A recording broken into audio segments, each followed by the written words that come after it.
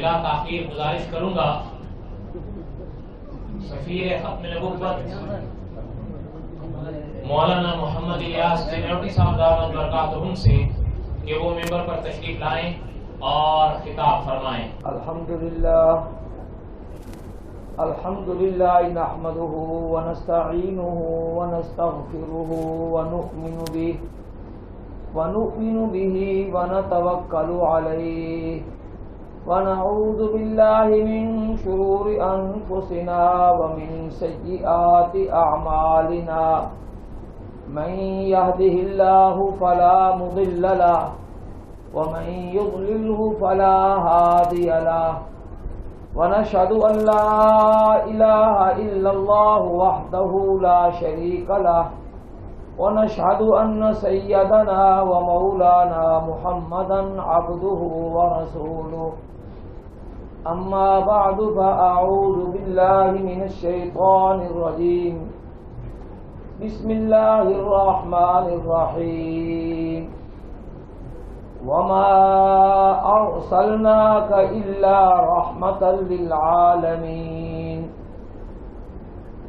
وقال الله تبارك وتعالى ما كان محمد أبا أحد من رجالكم ولكن رسول الله وخاتم النبيين وكان الله بكل شيء عليما وقال رسول الله صلى الله عليه وسلم إنه سيكون في أمتي كذابون ثلاثون وفي رواية دجالون كلهم يزعم أنه نبي وأنا خاتم النبيين لا نبي بعدي وقال رسول الله صلى الله عليه وسلم سيكون في آخر هذه الأمة قوم لهم أجر مثل أجر أولهم يأمرون بالمعروف وينهون عن المنكر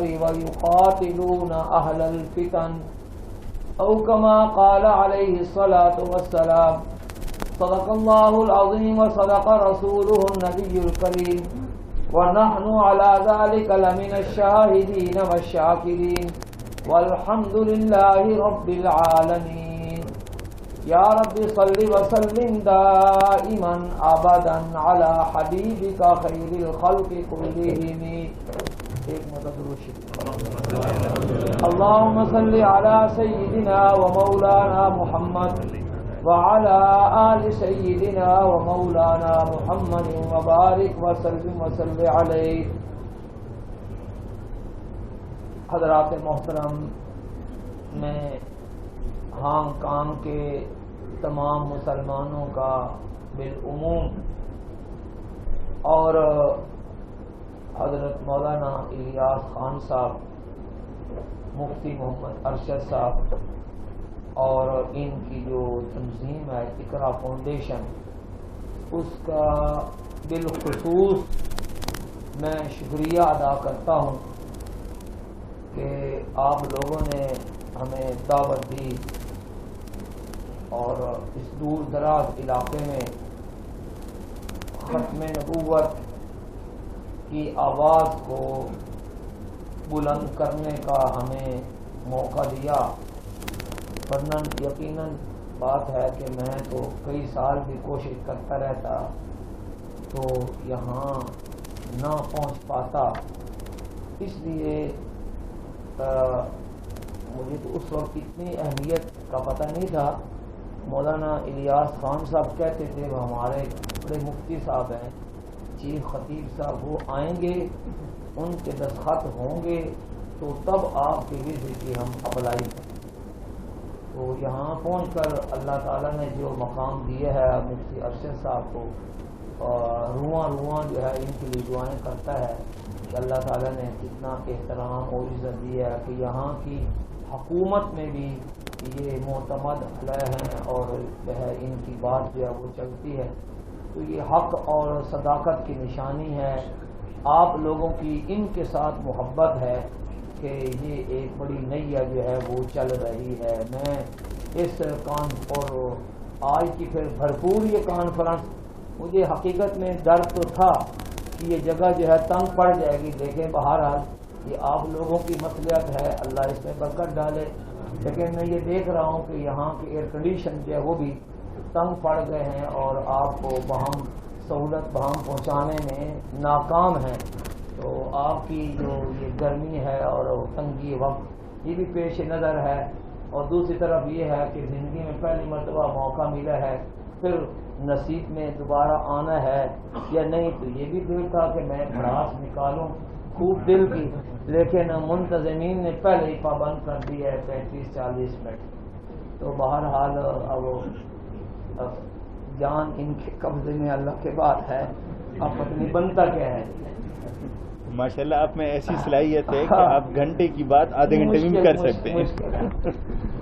یہ دل کے زخم ہیں بہت بڑے بڑے، اور ویسے اللہ تعالیٰ یہ ممکن بنا دیتے ہیں۔ اب بہت سارے، بلکہ میں سب سے پہلے یہ بات کر لوں، میرے دل میں بات آئی تھی کہ میں نے کانفرنس میں اللہ کا واسطہ دے کر مفتی محمد ارشد صاحب سے بات کر پہلے ان خصوصی طور پر، وہ یہ کہ اللہ تعالیٰ نے علماء ختم نبوت کو بڑے بڑے موقع دیے، ہمارے والد صاحب رحمۃ اللہ علیہ مولانا منصور احمد چنیوٹی، بجا طور پر ہمیں ان پر فخر ہے اور ہم فخر کے ساتھ ان کا تذکرہ کرتے ہیں، اللہ نے بڑے بڑے کام لیے ہیں، ان سے بڑے بڑے کام لیے ہیں، الحمدللہ ہمیں اس پر فخر ہے۔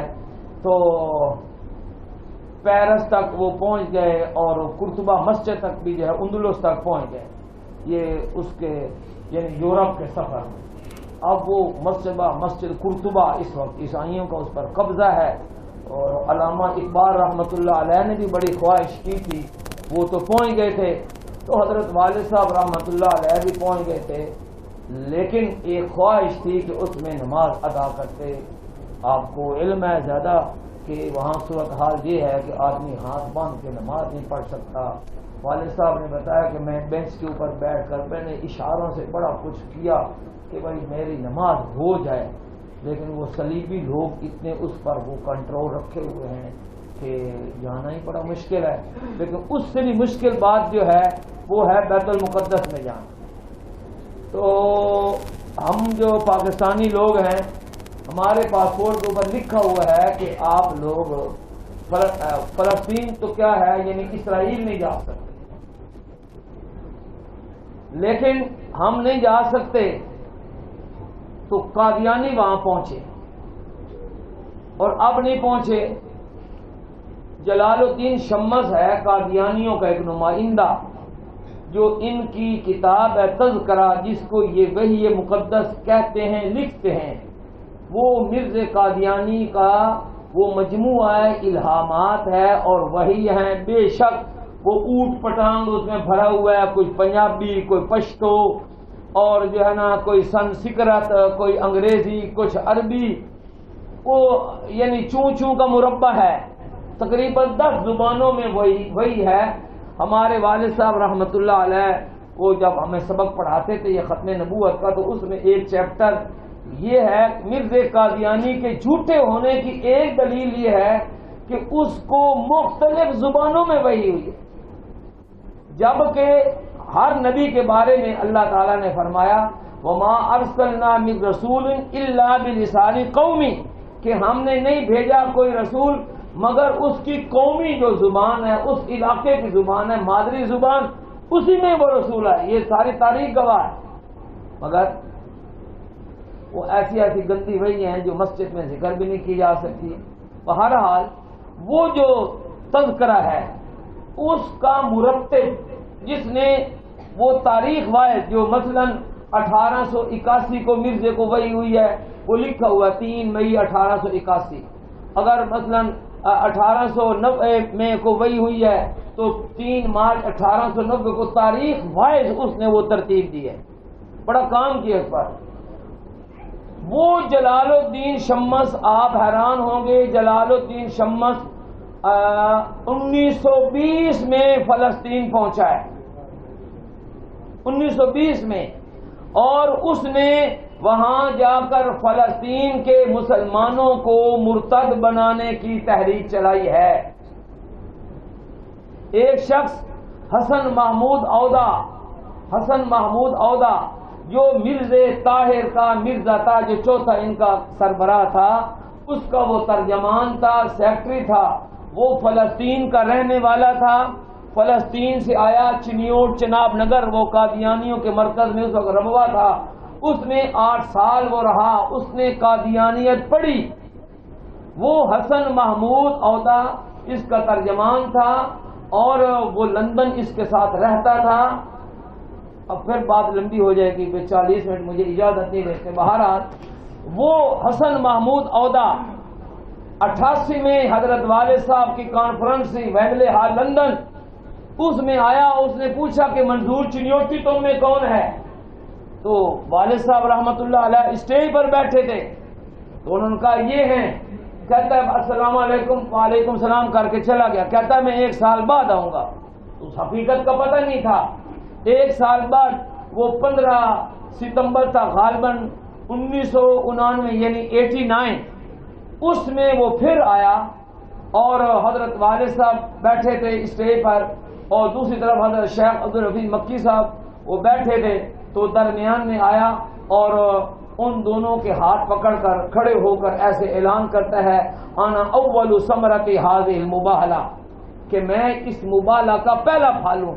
تو انہوں نے پوچھا بھائی وہ مباہلہ کیا ہے؟ اس نے کہا کہ مرزا طاہر نے آپ کو یعنی مولانا منظور احمد چنیوٹی کو ایک چیلنج کیا تھا اور یہاں ہمارے سامنے اس نے تقریر کی تھی کہ منظور احمد چنیوٹی اب خدائی عذاب میں جکڑا گیا، دنیا کی کوئی طاقت اس کو بچا نہیں سکتی. 15 ستمبر 1999 نہیں آنے پائے گا کہ منظور چنیوٹی خدائی عذاب میں وہ مبتلا ہو کر تباہ و برباد ہو جائے گا. لیکن کہتا ہے یہ میں نے تقریر بھی سنی اور چونکہ میں آپ کے چنیوٹ کے قرب میں اور ربوہ میں رہ کر آیا تھا تو میں اس وقت تو ہماری ضرورت نہیں تھی آپ کو دیکھنے کی کیونکہ میں ان کے قبضے میں تھا. اب جب مرزا طاہر لندن میں آ کر بار بار منظور چنیوٹی وہ تذکرہ کرتا تھا تو میں نے بھی سوچا کہ وہ بہت بڑی کوئی بلا کوئی آفت ہوگی کہ جس کے خواب مرزا طاہر کو رات دن کو بھی آتے رہتے ہیں، تو جس کے بارے میں چیلنج کیا میں اس کو دیکھوں تو صحیح کہ جس کی ہلاکت کی یہ پیش گوئیاں کر رہا ہے مرزا طاہر. اب کہتا ہے کہ وہ 15 ستمبر آ گیا اور آپ ہلاک نہیں ہوئے، اس لیے میں اعلان کرتا ہوں کہ مرزا غلام احمد قادیانی جھوٹا، اس کا بشیر الدین بیٹا جھوٹا، اس کا بیٹا ناصر احمد جھوٹا اور اس کا یہ چوتھا خلیفہ طاہر احمد بھی جھوٹا، اور میں قادیانیت پر لعنت بھیج کر آج آپ کے ہاتھ پر توبہ طائب ہو کر مسلمان ہوتا ہوں. اس نے یہ حقیقت کھولی کہ میں فلسطین کا رہنے والا ہوں، میں قادیانی، میرا والد قادیانی، میرا دادا قادیانی، 3 پشتیں قادیانی ہوئی ہیں. اور ان کو کس نے قادیانی بنایا؟ اس جلال الدین شمس نے وہاں فلسطین میں جا کر. تو میں مفتی ارشد صاحب سے یہ گزارش کرنا چاہتا ہوں کہ کل پرسوں کی محفل میں نے سنا کہ اللہ تعالیٰ نے ان کو موقع دیا ہے کہ یہ فلسطین گئے ہیں، تو پہلے اپنے کسی مشن پر گئے ہوں گے. اب میں ان سے یہ گزارش کروں گا اللہ کو گواہ بنا کر، آپ سب لوگوں کو گواہ بنا کر کہ بھائی میرے والد تو وہاں نہیں پہنچ سکے، ختم نبوت کا مشن وہاں نہیں پہنچ سکا، تو آپ پوری امت مسلمہ کی طرف سے فرض کفایہ ادا کرتے ہوئے ایک بار پھر تشریف لے جائیں اور جیسے وہ 100 سال سے وہاں ان لوگوں کو گمراہ کر رہے ہیں، ہمارے حضرت مفتی صاحب بھی کو 5 منٹ کے لیے 10 منٹ کے لیے 1 گھنٹہ کے لیے وہاں ختم نبوت کی کچھ آواز تو پہنچا دیں. کیوں؟ جو کسی جگہ جاتا ہے اس کا ضد نہیں آتا، مد مقابل نہیں آتا، تو لوگ سمجھتے ہیں یہی حق ہے، یہی برحق ہے. تو کیا میں یہ مطالبہ حضرت مفتی صاحب سے کر سکتا ہوں؟ مولانا شاہ عالم گورکھپوری نے بھی آپ سے ہاتھ کھڑے کروائے ہیں، تو میں پہلے مفتی صاحب کے حق میں آپ سے ہاتھ کھڑے کرواتا ہوں. جو کہتے ہیں کہ مفتی خود وہ کہتے ہیں کھڑے ہو جائیں جی، وہ کہتے ہیں کھڑے ہو جائیں. ماشاء اللہ، اب ضرور جزاک اللہ. یہ انشاءاللہ پوری دنیا کی طرف سے فرض کفایہ ہوگا. اور میں سمجھتا ہوں کہ اگر یہ جائیں گے تو میرے والد رحمت اللہ علیہ کی روح قبر میں بھی انشاءاللہ اس کو سکون ملے گا انشاءاللہ۔ حضرات محترم، اللہ کا لاکھ لاکھ شکر ادا کرتا ہوں کہ اللہ نے ہمیں یہاں پہنچایا، اور اپنے والد ماجد رحمت اللہ علیہ کی بات سے ہی یہ بات شروع کرتا ہوں کہ حضرت والد صاحب رحمت اللہ علیہ اکثر کانفرنسوں میں مجلسوں میں یہ فرماتے تھے کہ ختم نبوت کا عقیدہ اسلام کا بنیادی اور اساسی عقیدہ ہے۔ وہ بڑا کھل کے فرماتے تھے کہ اگر یہ ختم نبوت کا عقیدہ محفوظ ہے تو خدا کی خدائی محفوظ ہے، مصطفیٰ کی مصطفائی محفوظ، سبحان اللہ۔ اور اگر یہ ختم نبوت والا عقیدہ آپ کا محفوظ نہیں ہے تو پھر آپ کے پاس نہ تو خدا کی خدائی محفوظ رہتی ہے نہ مصطفیٰ کی مصطفائی۔ اس لیے اگر میں نے اپنا ایمان بچانا ہے تو پھر اس ختم نبوت کے عقیدے کی حفاظت کرنا ہم پر لازم۔ میں آپ کو دلائل سے یہ بات بتانا چاہتا ہوں، لیکن اس سے پہلے میں نے ایک آیت پڑھی ہے، 2 آیتیں پڑھی ہیں، 2 حدیثوں کی تلاوت کی ہے۔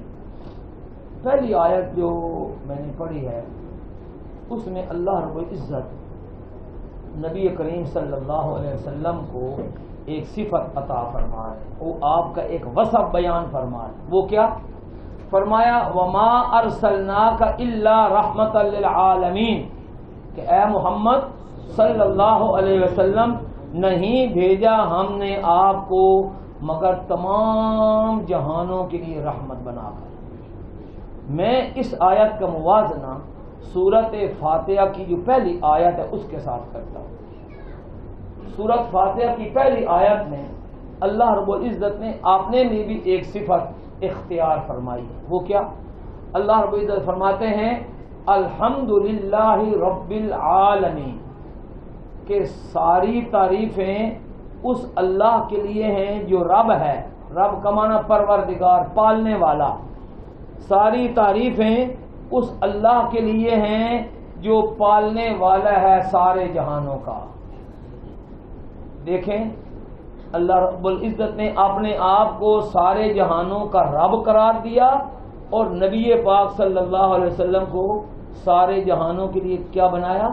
رحمت۔ تو سادے الفاظ میں آپ یہ کہیں کہ جہاں جہاں تک مخلوقات میں اللہ رب العزت کی ربوبیت کی تاثیر جاتی ہے، وہاں تک نبی کریم صلی اللہ علیہ وسلم کی رحمت کے آثار نمودار ہو رہے ہیں۔ میں اسی ختم نبوت کے حوالے سے ایک وفد ہمارا گیا ساؤتھ افریقہ، بات سے بات نکلتی ہے تو انہوں نے کہا، میں نے یہاں بھی ساتھی سے کہا بھائی عجائب گھر دکھاؤ، کوئی چیز اللہ یاد آتا ہے۔ تو مجھے وہاں جا کر اس آیت کی تفسیر جو ہے اپنے حد تک سمجھ آئی۔ عجائب گھر میں لے گئے تو ایک مچھلیوں کا ڈھانچہ ہمیں انہوں نے دکھایا۔ وہ مچھلی جو ہے اس کا ڈھانچہ جو تھا وہ 100 فٹ لمبا تھا۔ ویسے بھی ہم وہاں بڑا لمبا سفر کیا ساؤتھ افریقہ میں، سمندر کے کنارے تو وہ ہیل مچھلی بڑی بڑے لمبے لمبے اچھلتی سمندر میں، یہاں تو ایسی چیزیں نہیں ہیں۔ بہرحال تو وہ جو ڈھانچہ تھا تقریباً 100 فٹ لمبا تھا۔ اس کا جو جبڑا تھا، جبڑا وہ انہوں نے الگ رکھا ہوا تھا۔ ہم 4-5 مولوی لوگ چلے گئے اس کے جبڑے کو دیکھنے کے لیے، تو وہ جبڑا اتنا بڑا تھا کہ ہم 4-5 لوگ اس جبڑے کے یہ نیچے والا جبڑا اوپر والا یہ کھلا ہوا تھا، منہ کھلا ہوا تھا، تو ہم 5 یا 4 آدمی اس کے منہ میں کھڑے ہو گئے، نیچے والے دانت نیچے، اوپر والے دانت اوپر۔ دانت وہ اس کا تقریباً 1.5 فٹ کا ایک دانت تھا، یعنی اس کا منہ اتنا کھلا ہوا تھا کہ تقریباً 6 فٹ اونچائی میں تھا، اتنا ہی چوڑا اس کا منہ تھا۔ اس کی خوراک انہوں نے لکھی ہے 4000 پاؤنڈ روزانہ کی ایک وہ جو مچھلی ہے وہ کھاتی۔ کتنی مچھلیاں ہوں؟ 4000 پاؤنڈ، تقریباً 2000 سے 2000 کلو کے قریب چھوٹی موٹی کی ہوتی مچھلی، تو وہ کتنی مچھلیاں ہوں گی اس سمندر میں؟ اللہ رب العزت ان ساری مخلوقات کا پالنے والا ہے.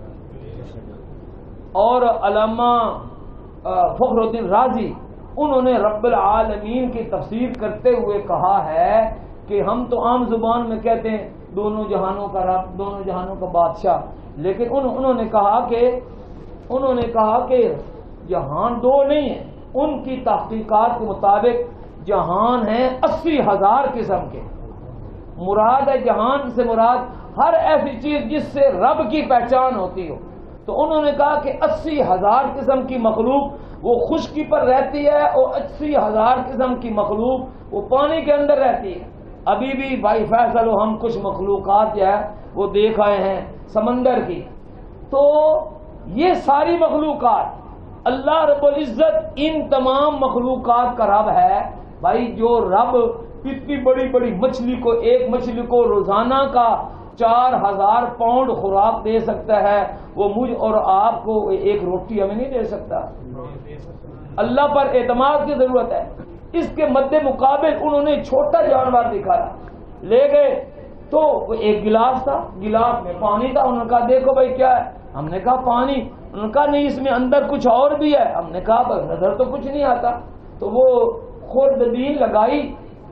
وہ اب کیا ہوا کہ اس میں ہمیں کوئی ہزاروں کی تعداد میں وہ جانور نظر آئے، لیکن اتنے چھوٹے کہ عام نظر سے وہ عام نگاہ سے نظر ہی نہیں آتے تھے. آپ سوچیں کہ وہ کتنا چھوٹا جانور ہوگا. اس کا منہ، اس کے دانت، اس کے کان، اس کی آنتڑیاں، اس کا دل، دماغ، ہاتھ، پیر، وہ کس نے بنائے ہیں؟ اللہ نے. کس نے بنائے ہیں؟ اللہ نے. تو میں نے پوچھا بھائی ان کی بھی کوئی خوراک ہے؟ انہوں نے کہا ان کی بھی خوراک ہے، اور وہ خوراک بھی اللہ نے جانور بنائے. تو ہم نے کہا بھائی وہ کیسے ہوں گے، کتنے چھوٹے ہوں گے؟ تو وہ انسولین والی ایک سرنج انہوں نے لی، ایک بوتل سی تھی، اس میں وہ ڈالی، اس سے وہ نکالا پانی، وہ تھوڑا سا سرنج میں وہ ایسے پچکاری سی جب اس گلاس میں ڈالی تو اس پچکاری سے ہزاروں کی تعداد میں اور مخلوق نکل آئی. وہ پہلے والی جو مخلوق تھی اس نے اپنے پنجے پھیلائے اور ان کو ایسے اکٹھا کر کے وہ کھا گئے. اللہ اس کا بھی رب ہے اس مخلوق کا.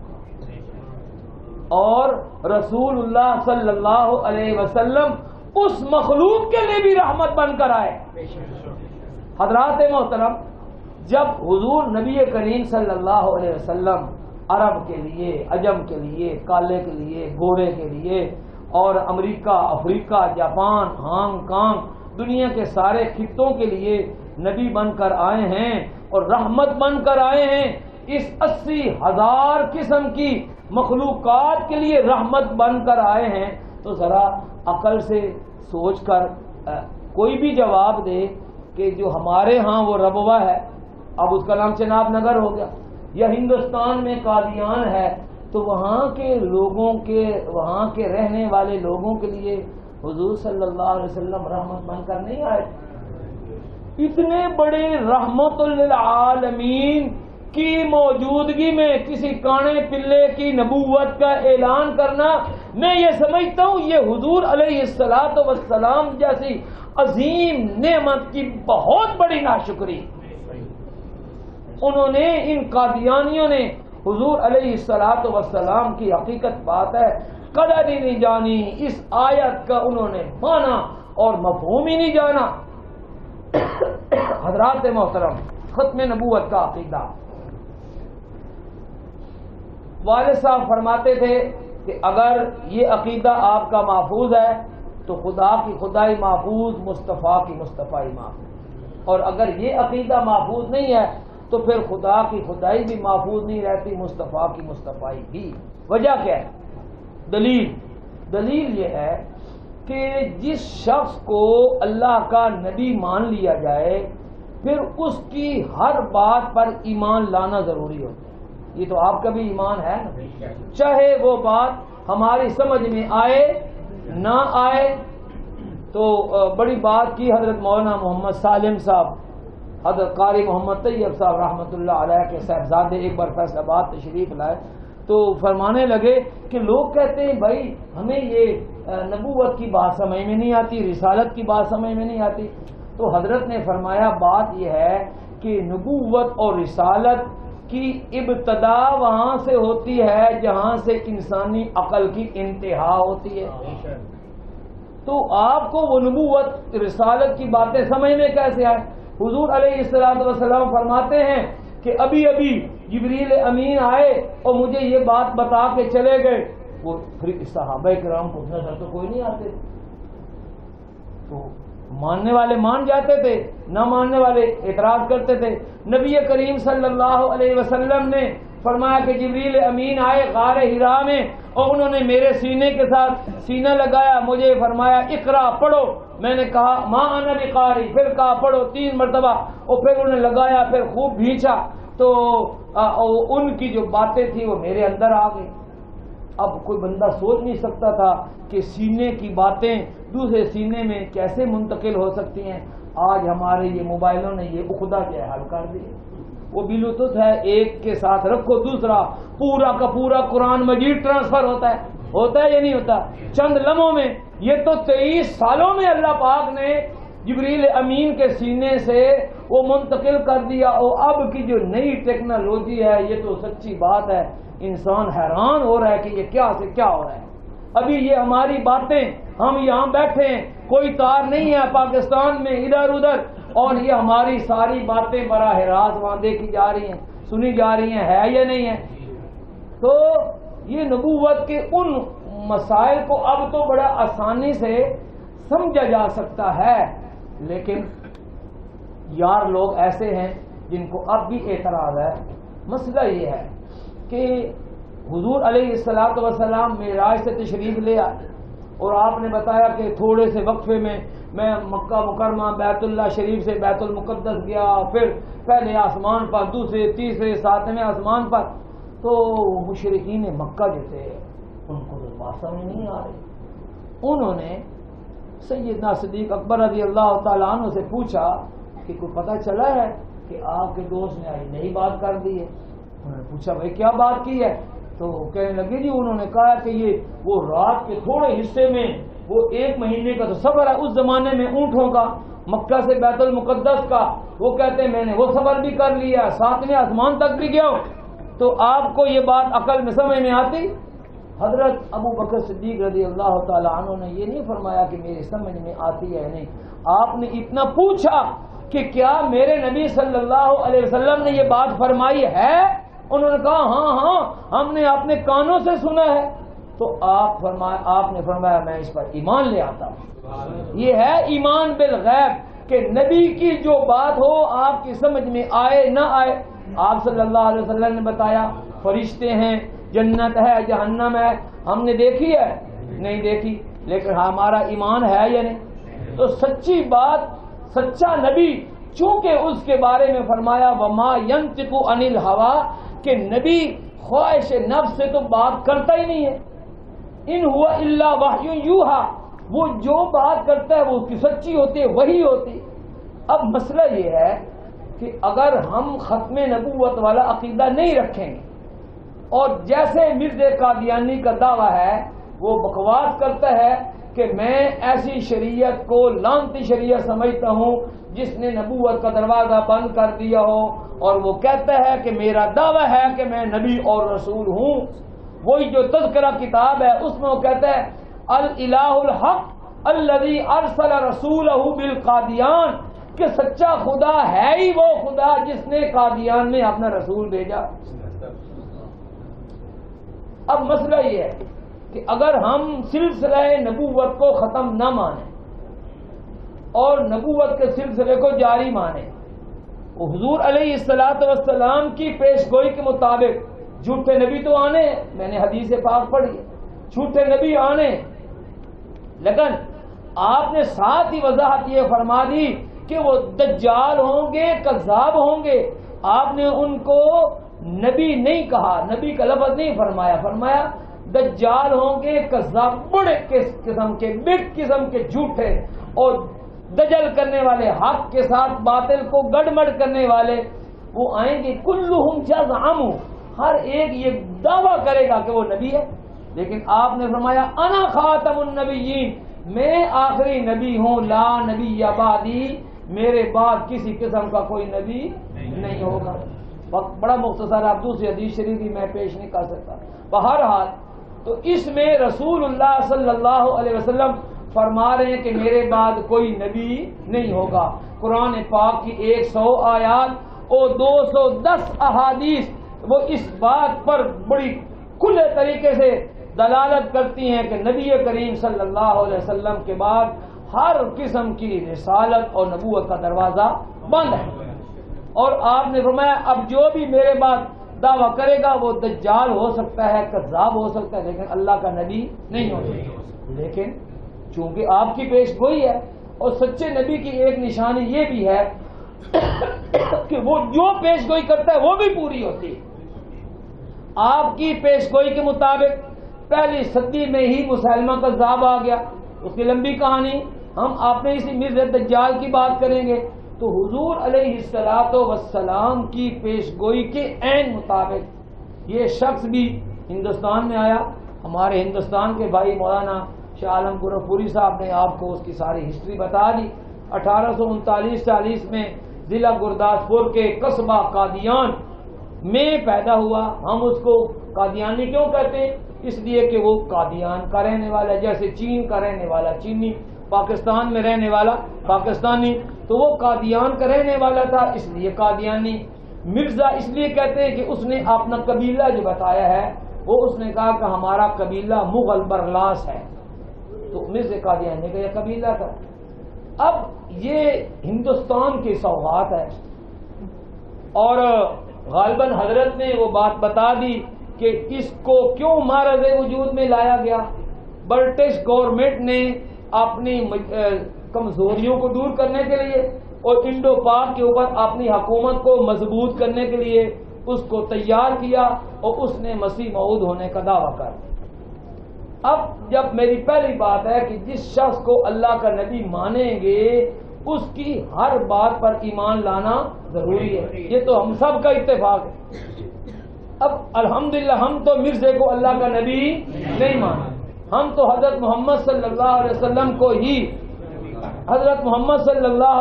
کو ہی اللہ کا نبی مانتے ہیں۔ لیکن چونکہ مرزے نے دعویٰ کیا ہے اور اب وقت نہیں ہے، بہرحال اس نے مختصر طور پر یہ کہوں گا کہ اس نے مجدد ہونے کا دعویٰ کیا ہے، یعنی دین میں جو خرابیاں آ گئی ہیں ان کی اصلاح تجدید کرنے کے لیے، رینیو کرنے کے لیے، اور مصلح اصلاح کرنے والا۔ اس کے بعد امام مہدی، اس نے کہا امام مہدی بھی میں ہوں۔ پھر اس نے کہا کہ میں حضرت عیسیٰ علیہ السلام کا ظل، سایہ اور بروز ہوں۔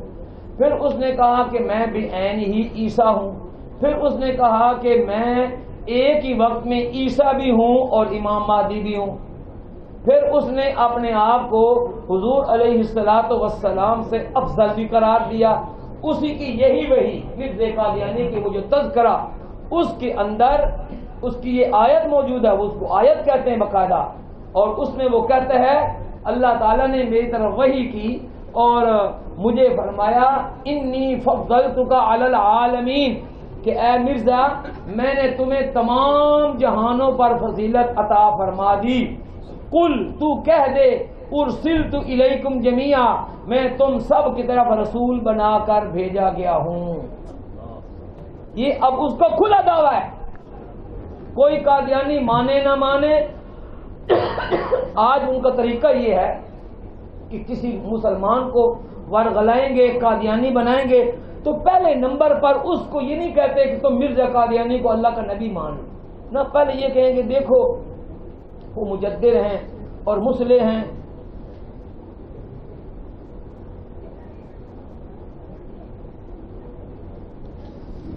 اور تم مسلمان بھی کہتے ہو کہ عیسیٰ علیہ السلام دوبارہ دنیا میں آئیں گے، تو وہ کہاں ہیں؟ وہ نہیں ہیں، تو تم اسی مرزا کو حضرت عیسیٰ مان لو، اسی مرزے کو حضرت عیسیٰ مان لو۔ اب چلو جی ہم نے تو نہیں مانا، جنہوں نے مانا اس کو حضرت عیسیٰ مانا۔ میں ابھی بھی آج صبح بھی مطالعہ کر رہا ہوں، ان کا مباحثہ راولپنڈی ہے قادیانیہ کی کتاب، دو گروپوں کی، لاہوری اور قادیانی گروپ کے، اس میں مباحثہ ہو رہا ہے۔ تو بڑے دھڑلے سے اس کو رسول اللہ لکھتے ہیں۔ اب آپ یہ بتائیں کہ جو قادیانی مرزا قادیانی کو رسول اللہ مانتے ہیں وہ اس کی ہر بات پر بھی ایمان لاتے ہوں گے یا نہیں لاتے ہوں گے؟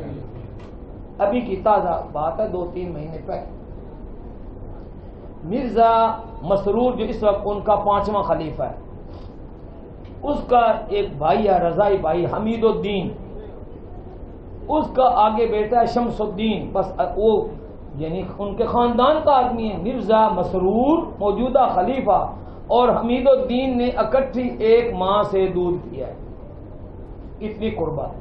لیکن جب اللہ تعالیٰ نے انقلاب لانا ہوتا ہے، اس حمید الدین کے بیٹے شمس الدین کو اللہ تعالیٰ نے ہدایت کی توفیق عطا کی، وہ الحمدللہ مسلمان ہوں۔ اور تھوڑی سی ٹائم تو ختم ہو، بس کر 5 منٹ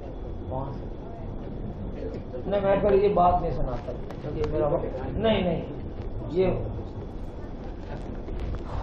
مکمل کریں، یہ بات مکمل کریں۔ نہیں وہ تو ہمارا بھائی بن گیا، مبلغ بن گیا، وہ تو کئی سینکڑوں کو مسلمان کر گیا جی۔ وہ شمس دین جب مسلمان ہوا تو ہماری ایک بڑی کانفرنس ہوتی ہے 26 فروری کو وہاں ایوان اقبال لاہور میں، تو 2013 میں ہم نے وہ کانفرنس کی، اس میں وہ آ کر حضرت بھی تشریف لائے تھے، مولانا الیاس گھمن صاحب، بڑے بڑے حضرات تھے، تو ان سب کی موجودگی میں اس نے آ کر کلمہ اسلام پڑھا، توبہ طائب ہو کر مسلمان ہو۔ اچھا اب وہ جیسے اب رواج ہے فوٹو، اب روک بھی نہیں سکتے ہم، تو فوٹو بن گیا، میرے ساتھ ملاقات، ان کا اندازہ گھریلو جذبات کا اندازہ کریں، پھر انقلاب کو دیکھیں، یہ اللہ تعالیٰ ہے جو انقلاب لے آتے ہیں۔ وہ میری اس سے فوٹو بن گئی، وہ اخبار میں چھپ گئی، فیس بک کے اوپر، تو اس کے ابے نے، وہ حمید الدین نے اس کو فون کیا اور اس نے کہا بھائی تو وہاں گیا ہے مولویوں کی کانفرنس میں اور تو جا کر اسلام کا اعلان کیا، تو مرتد ہو گیا، سب کچھ ہو گیا، تو نے سارا کیا، لیکن یہ بتا کہ فلانے کے ساتھ تو نے فوٹو کیوں اتروائی؟ اس نے کہا فلانا کون؟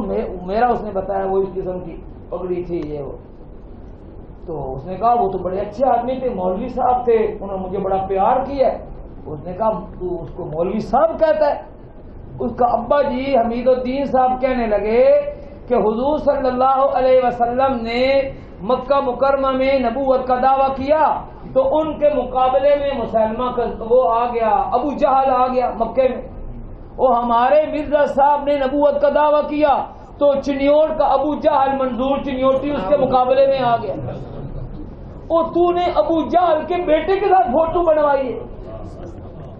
اتنا سخت عقیدہ ہمارے والد صاحب کے بارے میں۔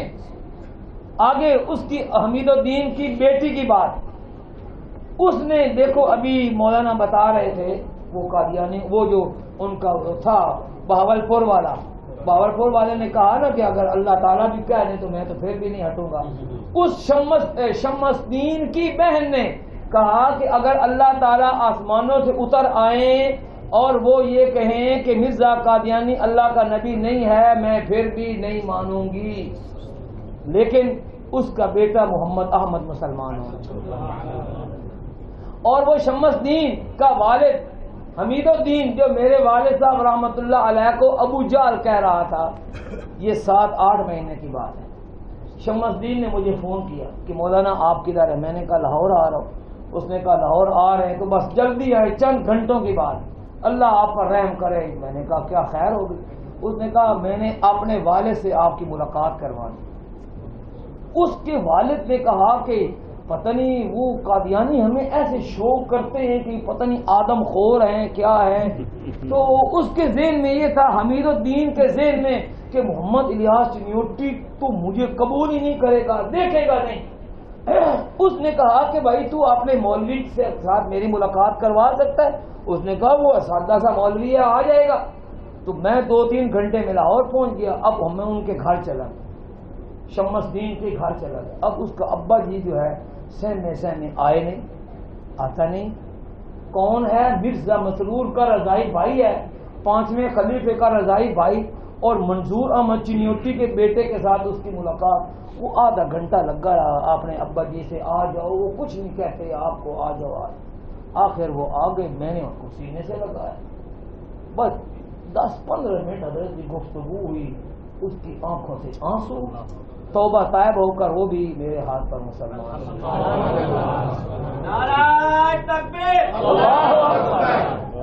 یہ سارا فیض ہے حضرت مولانا منظور احمد چنیوٹی رحمۃ اللہ علیہ۔ کون مسلمان ہو رہا ہے؟ مرزا مسرور کا رضائی بھائی۔ لیکن یہ دیکھیں، میں نے حضرت سے یہ گزارش کی ہے کہ آپ جائیں فلسطین، اب ان کے نزدیک اسلام وہ ہے جو اس نے جلال الدین شمس نے پیش کیا، ہمارا کوئی مبلغ گیا ہی کوئی نہیں کہ بھائی وہ اسلام نہیں ہے، وہ قادیانیت ہے، اسلام تو یہ ہے، وہاں تک بات پہنچانا ضروری ہے۔ لیکن میں یہ کہتا ہوں جو شخص قادیانی کو اللہ کا نبی مانتے ہیں، آپ نے 2 حوالے، ایک مولانا گورکھپوری سے سن لیا، ایک مجھ سے سن لیا، کہ وہ کہتی ہے کہ اگر اللہ بھی آسمان سے اتر کر آ جائے تو میں اللہ کی بھی بات نہیں مانوں گی، اتنے سخت ہیں وہ لوگ۔ لیکن بھائی ہمارا جانا تو فرض بنتا ہے ان کے پاس۔ اب بات یہ ہے کہ جو لوگ مرزے کو اللہ کا نبی مانتے ہیں وہ اس کی ہر بات کو مانیں۔ اب میں 2-3 وحیاں آپ کو بس بتاتا ہوں، ٹائم میرا ختم ہو گیا۔ یہی تذکرہ اس میں وہی موجود ہے مرزا قادیانی کی، کہتا ہے اللہ تعالیٰ نے میرے اوپر وحی نازل کی اور مجھے کہا انما امرک اذا اردت شیئا ان تقول له کن فیکون۔ یہ سورۃ یاسین کی ایک آیت ہے جس کو تبدیل کیا ہے مرزا نے، وہ ہے انما امرہ اذا اردت شیئا ان تقول له کن فیکون، کہ اللہ تعالیٰ مرزا کو کہہ رہے ہیں، اے قرآن پاک کی آیت تو یہ ہے نا، انما امرہ اذا اراد شیئا ان یقول له کن فیکون، کہ اللہ کی شان یہ ہے کہ اللہ جس کام کا ارادہ فرماتے ہیں اس کو کہتے ہیں ہو جا، فیکون، وہ کام ہو جاتا ہے۔ اب کہتے ہیں اللہ نے آیت تبدیل کر دی، کیسے؟ وہ کہتے ہیں اللہ نے مجھے کہا ہے، مرزا کہتا ہے انما امرک، کہ اے مرزا تیری، یا علماء بیٹھے ہیں اس کی، یعنی کہ جو ظلم ہے اس وحی میں، جو کفر کی انتہا ہے، یہ علماء پہچانتے ہیں، ہم عامی لوگ کیا جانیں گے کتنا زور ہے اس میں۔ انما امرک، مرزا قادیانی کو اس کے بقول اللہ کہہ رہے ہیں کیا، انما امرک، اے مرزا تیری شان یہ ہے، اذا اردت شیئا، جب تو کوئی کام کرنے کا ارادہ کرے گا، ان تقول له کن، اے مرزا تو کہے گا کن ہو جا، فیکون، وہ کام ہو جائے گا۔ تو صفت کن کا مالک اللہ ہے یا مرزا قادیانی؟ جو لوگ اس آیت مرزے پر ایمان لاتے ہوں گے، اس آیت پر بھی ایمان لاتے ہوں گے نا، تو بتاؤ اگر یہ آیت پر ایمان آ جائے اس شخص کے لیے اللہ رہے گا؟ پھر صفت کن کا مالک تو مرزا قادیانی مان لی۔ اس سے تھوڑا اور آسان دیکھو، اسی کے صفحہ نمبر 201 اور 200 پر غالباً یہ اس کی ایک اور آیت ہے، مرزا کہتا ہے اردت ان استخلفہ، میں نے ارادہ کیا کہ میں اپنا خلیفہ بناؤں، فخلقت آدم، میں نے آدم کو پیدا کیا، انا خلقنا الانسان فی احسن تقویم، یہ بھی جوڑ لگا دیا۔ تو آپ بتائیں آدم علیہ السلام کو مرزا قادیانی نے پیدا کیا یا اللہ پاک نے؟ جو دجال حضرت آدم علیہ السلام سے خود 20-25 ہزار سال بعد پیدا ہوا ہے، وہ آدم علیہ السلام کو کیسے پیدا کر سکتا ہے؟ لیکن قادیانیوں کا تو اس آیت پر ایمان ہوگا نا۔ تو اب اس میں حضرت آدم علیہ السلام کا مرزا کے بقول آدم علیہ السلام کا خالق اللہ بنا یا مرزا قادیانی بنا؟ مرزا قادیانی بن گیا تو خدا کی خدائی محفوظ رہتی۔ اور جو آپ والد صاحب نے فرمایا کہ مصطفیٰ کی مصطفائی بھی باقی نہیں رہتی، وہ ایسے جو میں نے آپ کو آیت سنائی ہے، وہ کہتا ہے کہ اللہ تعالیٰ نے مجھے کہا ہے انی فضلتک علی العالمین، کہ اے مرزا میں نے تمہیں تمام جہانوں پر فضیلت عطا فرما دی ہے، قل ارسلت الیکم جمیعا، تو کہہ دے کہ میں تم سب کی طرف رسول بن کر آیا ہوں۔ اب اگر مرزا دجال کو اللہ کا نبی مانے تو حضور صلی اللہ علیہ وسلم کی ختم نبوت والا عقیدہ باقی رہتا ہے؟ حضور علیہ الصلوۃ والسلام نے ایک حدیث پاک میں اپنی 6 خصوصیات بیان فرمائیں۔ خصوصیت وہ ہوتی ہے جو کسی اور میں نہ پائی جائے، وہ لمبی حدیث ہے۔ اس کی آخر میں آپ نے فرمایا وَخُتِمَ بِيَ النَّبِيُّونَ کہ میرے اوپر نبیوں کا سلسلہ ختم کر دیا گیا، بند کر دیا گیا، جس کو ایک حدیث پاک میں فرمایا الا کان کھول کر سن لو ان الرسالۃ والنبوۃ قد انقطعت کہ رسالت اور نبوت بند ہو چکی، فلا رسول بعدی ولا نبی اب میرے بعد نہ کسی قسم کا کوئی رسول ہوگا اور نہ کسی قسم کا کوئی نبی ہوگا۔ حضور صلی اللہ علیہ وسلم تو یہ فرمائیں اور اپنے آپ کو خاتم النبیین فرمائیں، اور قادیانی اس کو نبی مانے اگر، تو پھر ختم نبوت والا عقیدہ باقی رہتا ہے؟ مصطفیٰ کی مصطفائی باقی رہتی ہے؟ نہیں رہتی۔ اس لیے حضرات محترم، یہ حضرت والد صاحب رحمۃ اللہ علیہ جیسے فرماتے تھے کہ یہ اسلام کا بنیادی اور اساسی عقیدہ ہے، اور جیسے علامہ انور شاہ کشمیری رحمۃ اللہ علیہ کا فرمان آپ نے سنا، اپنا تن من دھن اس پر قربان کر دو۔ ویسے 2-3 منٹوں میں اب بس کچھ عقلی سوال ہے، عقلی سوال ہے، وہ یہ کہ آپ یہ بتائیں کہ جھوٹا آدمی نبی ہو سکتا ہے؟ نبی ہو سکتا ہے؟ نہیں۔ کیوں؟ قرآن پاک نے خود فرمایا لعنت اللہ علی الکاذبین کہ جھوٹے کے اوپر اللہ کی لعنت ہوتی ہے۔ اس کا مطلب یہ ہے کہ جھوٹا آدمی نبی۔ اچھا، یہ ہمارے نزدیک بھی یہ بات ہے اور قادیانیوں کے نزدیک بھی یہ بات ہے۔ مرزا قادیانی نے خود جھوٹے آدمی کے متعلق بڑے سخت فتوے دیے۔ اس کی کتابوں میں لکھا ہے کہ جھوٹ بولنا مرتد ہونے سے کم نہیں۔ ایک بڑا گندا بدبودار فتویٰ اس کو چھوڑ دیتا۔ وہ مرزا قادیانی کہتا ہے کہ ایسا بدذات انسان جو اپنی طرف سے ایک بات بنا کر لاتا ہے، اپنی طرف سے ایک بات بنا کر لاتا ہے، پھر کہتا ہے کہ یہ اللہ نے وہی میری طرف کی ہے، ایسا بدذات انسان کتوں، خنزیروں اور بندروں سے بھی بدتر ہے۔ یعنی مرزا قادیانی کے بقول جو آدمی جھوٹی بات کہے، اللہ پر بہتان